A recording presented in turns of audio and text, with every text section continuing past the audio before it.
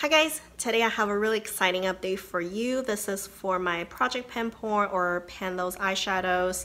I did just start it last month. My original idea is to just rotate through all of my eyeshadows, and I am randomly selecting 5 eyeshadows out of my entire collection, and my goal is to try to hit pan on them. And once I filmed that, I realized it's basically exactly the same idea as a few other girls are doing it or were doing it. So I will have them linked down below if you're interested to check them out. And last update, which was also the beginning of the project, I randomly selected 5 shades. I was able to hit pan on 2 of them, which is great. The first one really shouldn't be a surprise if you have ever tried to pan any Wet n Wild eyeshadows. You know that they're fairly easy to pan and the pans are really shallow, so you know they go away really fast. So I drew this Wet n Wild Color Icon Comfort Zone palette, and my goal is to try to hit pan on this one shade right here. So the pan is rather large right now, can you tell there? So I actually was able to hit pan on it just a day or 2 after I put it in this project, so it was already really close to being to hitting pan. So it really took me no time, and after I hit pan on it, I just continued to use it. I have used it to set my eye primer all over. I have used it for inner corner highlight or brow bone highlight. So all different ways. I think the color is great and it's a little bit more on the powdery side, so it goes away pretty fast. I'm really happy about that. Also, you can tell my entire Comfort Zone palette now, just everything has a pan except for this bottom one. I'm even debating if I want to pan this palette completely next. But that's another topic for another day. We won't talk about that here now. The second shadow I was able to hit pan on actually was a big surprise to me. This is from my Muted Muse eyeshadow palette from Mally. Not many people talk about this palette. I've had it for a little while. Barely really used it though. It's a shame.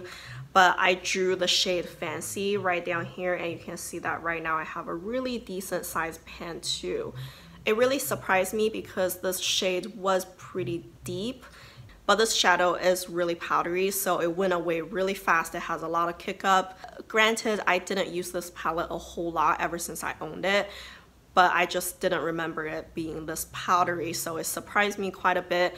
But regardless, I'm really happy I hit pan on that. I really enjoy this shade.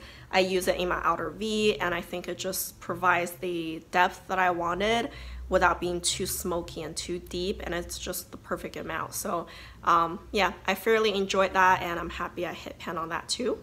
Then I have 3 shades that I drew last time, but I don't have pans in them yet. This one is from Marc Jacobs. The palette is the Style Icon number 7 in the color the Vamp. So this palette right here, it was brand new to me. I was trying to pan or hit pan on this whitish matte cream shade. It doesn't have a pan, it's pretty powdery. I'm using it every day to set my eye primers now. Once I do hit pan on it, the pan is gonna expand super quickly because I'm wearing it down really evenly. I use a pretty big fluffy brush to go in there and then put it all over my lids. So I honestly don't think I'm far from hitting pan. I think give it another week, I should see pan in there, but as of now, I'm gonna continue to use it in the next month or so. So hopefully that will be the next eyeshadow to hit pan on.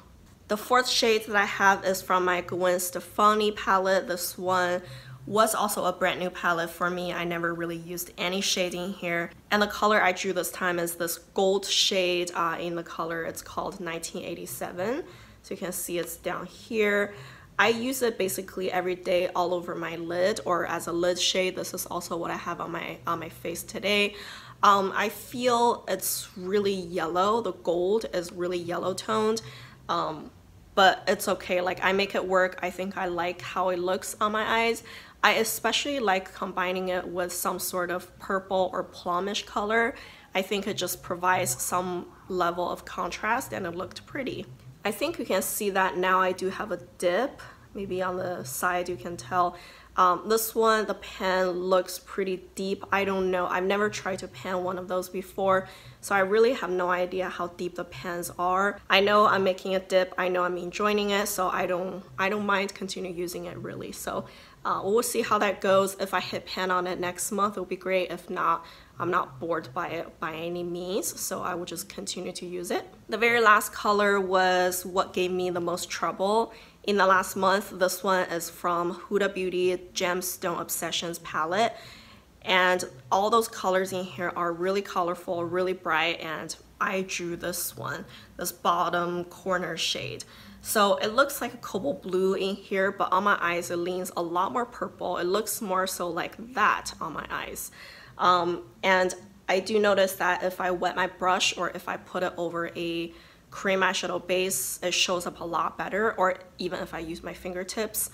If I use my brush, I do have to go back and forth quite a few times. It doesn't show up on my eyes right away to that intensity, which sometimes is good because this year I'm trying to get into colors, but to be honest, I don't think I quite know how, so I want to go into the color route slowly. So it gives me more room to build it up if I could, or not, then I can just leave it not so vibrant. You know what I mean? So I used it probably only 3-4 times. I only use it on weekends when I don't go to work. So it's probably gonna go slow. I would start to use it on my lower lash line. A lot of you guys suggested that to me. Regardless, I don't think I'm gonna be able to hit pan on this anytime soon.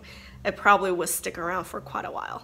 So as you can see, I hit pan on 2 shades. That means I'm gonna roll 2 more shades in. So I have my research randomizer here. I showed this to you guys last time, told you that this is my preferred randomizer, and I would have the website link down below if you want to go check it out.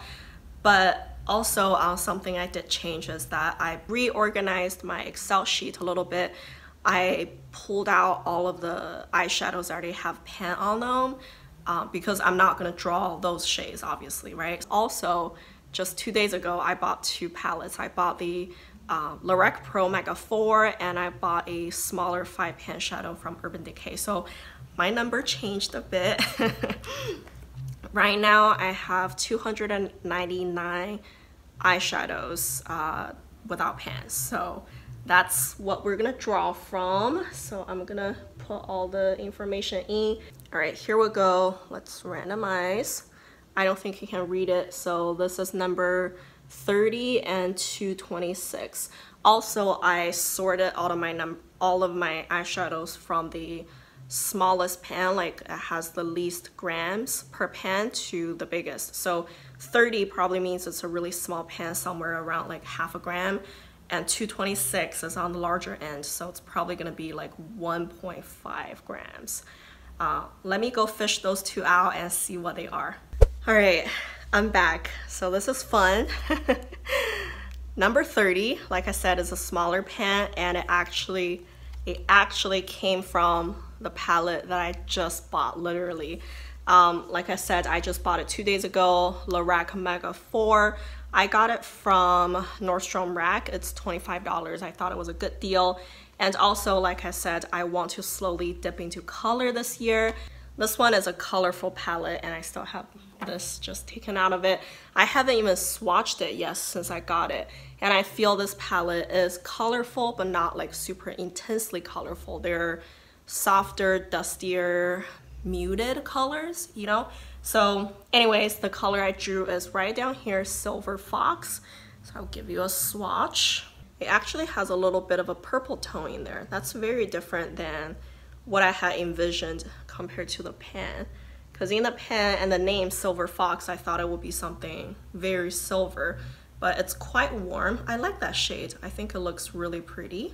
I'm not afraid of Lorac palettes. I think they're pretty easy to work with, and I'm pretty sure I can hit pan on this fast, especially a color this neutral. It looks really pretty. I'm excited to use it. The next one I drew is from my original Urban Decay Naked palette. So this one is gonna be hard because those pans are pretty huge and they're just harder to pan. But the color I drew is Smog right down here. So it's a little deeper mid-tone, not super deep, mid-tone kind of shimmery brown color. So let's swatch that. Yeah. Ooh. right there. They're a little similar, honestly. It's just one is lighter, one is deeper. I think those two could even pair together really nicely. Very pretty, shimmery, neutral colors. Those colors should not cause me any trouble. They should be easy to pan. So yeah, I think it'll be fine. It's just that the Urban Decay Naked palette, the pans are pretty big, so that's the only problem. It would probably linger for a little bit longer. All right, now let me swatch swatch the rest of the 3 shades I still have left in this project so that you can see all 5 shades laid out together, what they look together, and what I'm working with, basically. So, all right, I'm not even sure if you can see this. The lighting is pretty terrible today. I had to use my ring light, but hopefully you can tell. I think the top 4 shades are gonna be easy for me to use on a day-to-day basis. I would try to incorporate that a little bit more in my daily life and see if I can make any progress on it. But yeah, that's where I am at with those shades. I think I'm pretty excited. Anyways, I hope you guys enjoyed this video. If you did, don't forget to give me a like and subscribe to my channel. Thank you guys for watching. Bye.